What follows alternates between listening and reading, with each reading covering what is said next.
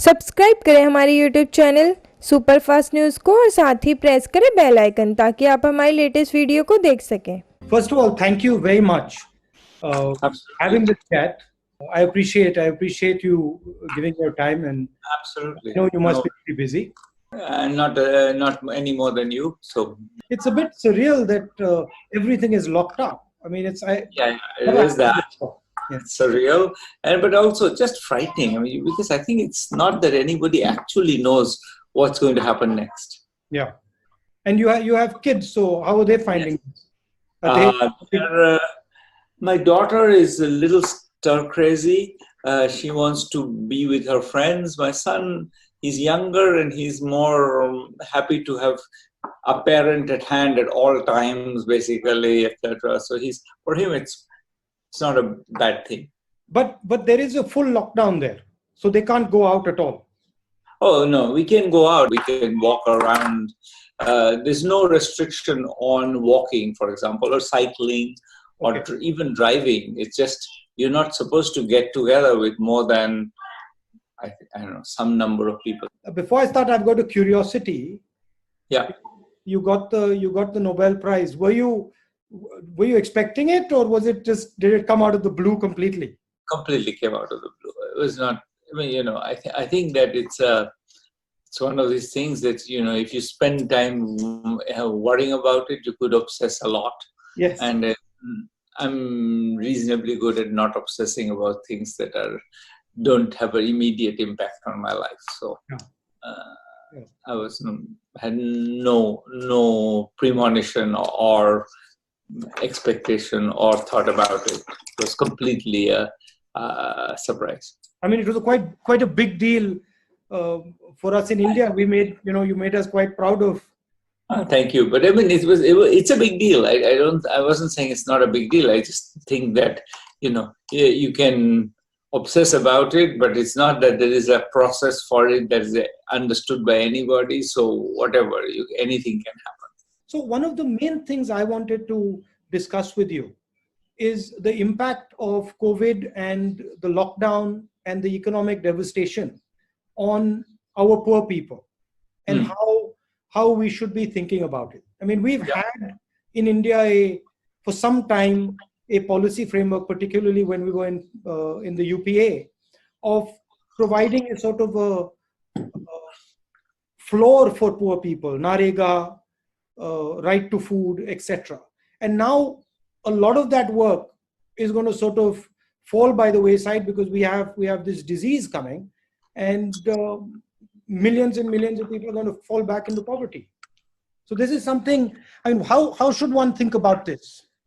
Right. So I think that these are kind of separable in my view, in the sense that I think that the real problem in the very short run is that these, I think more good policies put in place by the UPA are inadequate. And the government, in a sense, absolutely embraced them. I mean, it was not that there was a particular partisan disagreement there. There was very clear that the UPA instruments will be used for doing whatever it is. I think what is harder to wrap one's head around is what do you do about the people who are not covered by that? And that's a lot of people, the migrants in particular. One of the ideas that was mooted, I think, in the last years of the UPA, but also embraced by the current government, was the idea that the Aadhaar would be made national and therefore would be used for PDS and other things. So the Aadhaar-based claims on PDS would be eligible. You would be eligible for it wherever you are. And that would have been wonderful to have that right now. Sort of looking back, I would say that would have saved a lot of misery, because I think a lot of people would have then gone to the local ration shop and said, here's my Aadhaar. I'm eligible for PDS. I'm collecting PDS in Mumbai, even though my family resides in Malda or Darbhanga or whatever. That's my claim. And so I think the fact that that didn't happen means that there's a bunch of people for whom there isn't really a system. And they are eligible to Narega because they are in Bombay, and there's no Narega in Bombay. They're not eligible for PDS because they're not actually residents. Part of the problem in this very short run is that the conceptualization of the welfare structure was based on the idea that anybody who's really not in where they're supposed to be is actually working and is earning an income, and therefore we don't have to worry about them. And that's what's collapsed. And then the question of poverty, it's not obvious to me that if the economy revives, there needs to be a durable effect on poverty. The real concerns are, will the economy revive? And in particular, how does one think through the possible time paths of this disease through that process? I think we should try to be optimistic about the survival of the overall economic well-being of the country. But a lot of the right actions. Lot of these people, they get their jobs from sort of small and medium businesses who are going to have a sort of cash flow problem, and a lot of those businesses are going to go bankrupt because of the shock. So there is also a link between the economic damage that is going to come to those businessmen and the ability of these people to maintain a job. Absolutely. I mean, that's the reason why a lot of us have been saying that we need a stimulus package. That's what the US is doing. That's what Japan is doing. That's what Europe is doing. We really haven't decided on a large enough stimulus package. We're still talking about 1% of GDP or something. The US has gone for 10% of GDP. But there's a sense in which I think we have to, the MSME sector, mostly the easier. We have done one thing that I think is wise, which is to kind of put a moratorium on debt payments. I would say we could do more than that. We could even say that the debt payments for this quarter will be cancelled and will be taken care of by the government. So we could do a bit more than that, so that you don't actually have to pay for a quarter where you never pay. It's not just a matter of rescheduling it, just permanently cancel it. We could do that, but beyond that, I think it's not clear that targeting the MSME sector is the right channel. It's more reviving demand, giving money in the hands of everybody so that they go buy in the stores or they buy consumer goods. The MSME sector produces a bunch of stuff that people will want. They've been not buying things. So if they had money, or even if you promise them money, it doesn't have to be that money is right now. If you're in the red zone, we could say, look, whenever it's lifted, we'll have money in your account. You'll have 10,000 rupees in your account and you can spend it. I think spending is the easiest way to revive the economy, because then the MSME people, they get money, they spend it. It sort of has the usual Keynesian chain reaction. So we are talking about some version of Nyay, or a direct cash transfer to the poorest people. Absolutely, a direct cash transfer. Whether it's to the poorest people, that's more debatable. I would argue for a broader, because I think targeting is extremely costly. Yeah, you try to target in this mess. You try to target and figure out who's become poor after their shop was shut for 6 weeks. I don't know how we figure this out. I wouldn't try to figure it out. I would say, bottom 60% of the population, we give them some money. Nothing bad will happen, in my view. That if we gave them some money, well, some of them will not need it, but fine, they'll spend it. And if they spend it, that will have stimulus effect. So the only place where maybe I'm more aggressive than you are in that sentence is that I think I would go beyond the poorest people. So you're talking for a massive priming of the pump upfront. So you start up the demand as soon as possible. Yeah, I'm absolutely saying that. I've been saying that for a while, actually. Even before this happened, I've been saying that we have a demand problem. Now we have going to have a bigger demand problem, because it's the usual thing. I have no money. I'm not buying anything because my shop is closed, but then your shop is closed because I'm not buying anything from you. So I think... Sorry. Go ahead. And I think implicit in what you're saying is that you need to do it faster rather than slower. So the faster you do it, the more effective it's going to be. Yeah, So it's going to be. every second lost is actually damaging. You're right in saying I want it fast. I don't want to have us checking everybody's locus standi and whether they're appropriate for this or not. I do think that it may be we shouldn't induce a mismatch of supply and demand by giving people spending power where we have shut down the entire retail sector because they are in the red zone or something. So we need to plan that a bit better than, so that there's you get the money when you can go out and buy, not now. Or you get a promise. You get a promise that you will get the money, so you stop panicking, you stop completely, starving yourself because you want to have a little bit of savings left. So if people were reassured that, in 2 months or whenever the lockdown will be lifted, they're going to have some money in their hands, I think they would be much less worried about it, and they'll be more willing to spend already. And some of them have some savings; they'll spend it. So I feel that we shouldn't necessarily rush into it because there may be places where there's no production right now, there's no supply right now. So putting money in will just burn the money. There'll be inflation. We want to wait for that, but with that caveat, yes, soon. And so the next point is that the sooner you're able to come out of a total lockdown, the better it is. And then you need a strategy for that begins to sort of start up parts of the economy quickly. Otherwise, yes. You've got the money is useless then. Correct. So I think sooner you come out of a lockdown, of course, depends very much on the disease. You don't want to take off the lockdown just when a lot of people are getting sick. So it's absolutely, that's absolutely right. We have to kind of be aware of the time path of the disease in taking that decision. The other thing that is slightly different in India is that the food issue and the scale of the food issue. Yeah.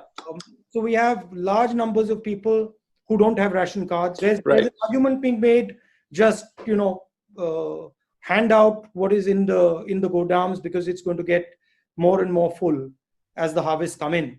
So just move aggressively on that. What do you think of that? We in fact wrote an op-ed with Raghu, Rajan and Amartya Sen saying literally that, which is hand out temporary ration cards to anybody who wants one.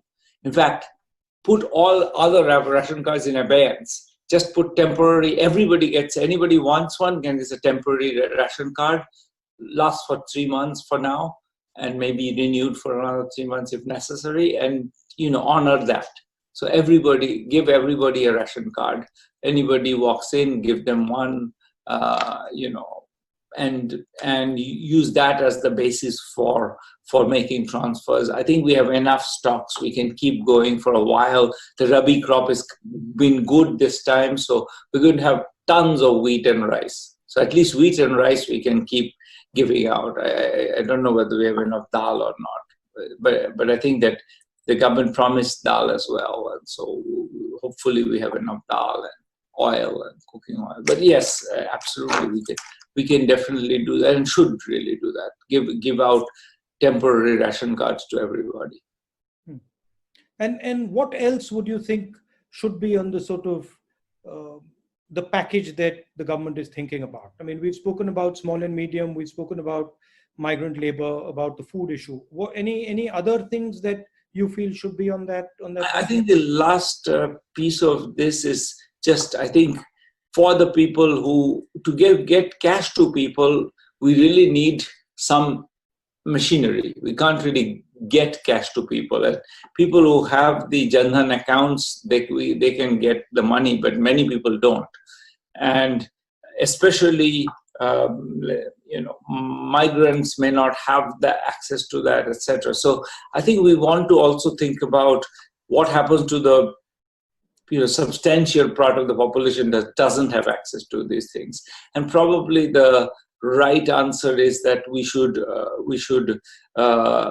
give a bunch of money available to the state governments try out their own schemes, to be creative in reaching people who are excluded and using NGOs.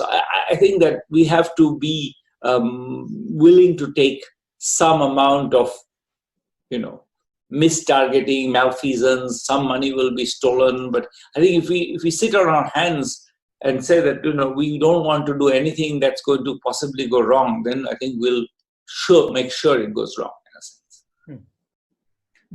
There is a balance between the centralization and the decentralization aspects. I mean, it's true that each state has its own nuances. Kerala is doing something completely different. Uttar Pradesh is doing something completely different. But then the central government also has a particular role that they have to play. And there's a tension I can see between these two ideas. You're completely right that this is a tension, and clearly the migrant movement question cannot be handled by a state government. It's a little bit odd that it is being handled so much bilaterally that, in a sense, I feel that that's a problem, because this is a place where you don't want to decentralize, because you want to actually aggregate the information. If this is a population of people who are very infected, you don't want them to be moving through the whole country. And so I feel that that's a place where we should have tested people before they're allowed to board a train or something. Yeah. So that's a central question. Yeah. That's something that only a federal government can do, is tell the government of UP that you cannot just bring your migrants home. Conversely, I think the question of how to serve migrants in Bombay city is the Maharashtra government's problem, and not, or the Bombay city municipality's problem. And you can't have the federal government resolving that. So I think that you're exactly right. But I mean, what's your thought on that? Right now, it seems like we are sort of it seems like it's something that can't possibly be resolved.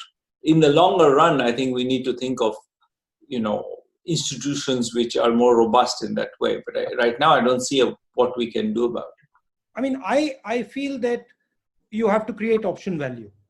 So decentralizing as much of it as possible, which they can handle at the local level, is, in my view, a good thing.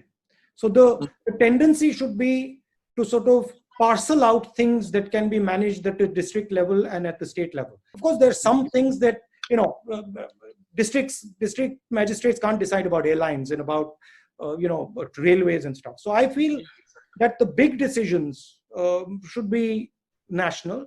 And then even on the lockdown front, leeway should be given to the states. That is, if you want to lock down, you want to understand the nature of your lockdown, you please do your lockdown. So you give option value to the state, and the state can say, okay, actually, I'll do this and I won't do that. And the risk sort of comes on the state, and then they manage it better. That would be how I would think about it. But I think the current government has a slightly different view. They prefer to sort of manage and see the thing and centralize the thing. I mean, there are two perspectives. I don't necessarily think one is wrong and one is right. I veer towards the decentralization. I think that's what I would have done, is announced a bunch of money available for proposing good schemes for reaching the poorest people, and let states innovate. I mean, this is really, and I think there are good NGOs in most states who can be brought into that process, and as you say, the district magistrates often have great ideas, and we might as well benefit from all of that. So, are there some experiences in other countries that you found interesting? So, I'll tell you one thing that Indonesia is doing right now. Indonesia has decided that it's going to give out, cash transfers, and it's going to give it entirely through a community decision-making process. So the community is going to decide who are the people who are needy, and choose them for the transfers. And I mean, we've worked with the Indonesian government on exactly this issue many years ago, and we find that it doesn't do any worse than the centralized targeting. Is you don't get captured by special interests or anything. And in fact, what you get is, people make judgments about what is appropriate in a much more locally nuanced way. In India, of So course, I think that that's an experience we could learn from. They have very much gone in the direction of using, telling the community, here's some money, give it to the ones who are the most needy. And that's probably, and in an emergency, that's a good policy for sure, I think. Because at least the community has some information that wouldn't possibly centralize. you would run into the sort of dominant caste problem, where the dominant caste would try and sort of shape that money flow. Maybe, but on the other hand, you'd worry that if you in the process of trying to prevent that, I would rather put in place extra money to allow for that than to try to figure out who are the deserving people in the village. It just seems to me, I mean, I think the one that drives a bit in the direction of what I think you've been saying and the government has also been saying, which is try to widen the reach of PDS. And that's clearly right, and make that basically quasi-universal. So that's one way to avoid that. But if you want to do more than that, to get cash to people, and some people have these Jan Dhan accounts and others don't. Some people are in NRDGA roles. That's another way to get cash to people. And some are not. Some are on the Ujjwala lists, and some are not. Once you got through those lists, you still find that there is a bunch of people, many, many, many millions who are excluded. And how do you serve those people? And for that, it's clear that there should be some funds available to some very local authority who can identify those people and serve them. And I don't disagree with you that there might be elite capture of some form or the other. We worried about that a lot in Indonesia when we were working there. In fact, found not much evidence for it, to be honest. I think we'll have to sort of take a chance that some of this will go wrong. But I think if we don't take a chance, we'll surely get it wrong. So be brave, basically. Yeah. Take a few risks because we are in a bad situation. When you're in dire straits, then I think being brave is the only option, really. And how do you see this thing playing out, once the disease washes out 6 months from now, from the poverty aspect? I mean, there's obviously going to be a backlash, economic backlash. There's going to be bankruptcies. How do we sort of think of it in the medium term as opposed to the immediate short term? Right. So that's sort of what we were talking about a little bit before, which is this question of I think a demand shortfall. I think that's the. I mean, there are two concerns. One is how to avoid a chain of bankruptcies, and I think maybe writing off a lot of debt is the way to avoid that, as you had mentioned. And the other one is a demand shortfall, and getting some cash into the hands of the population is the best way to kickstart the economy. The US is very aggressively doing that, and this is a Republican administration run by a bunch of financiers, in fact, and they are willing to do it where we should be willing. I mean, this is not run by like a bunch of socially minded liberals. It's run by people who used to work in the financial sector, but they've decided that just for economic survival of the economy, we need to pump money into people's hands. And I think we should take a cue from that.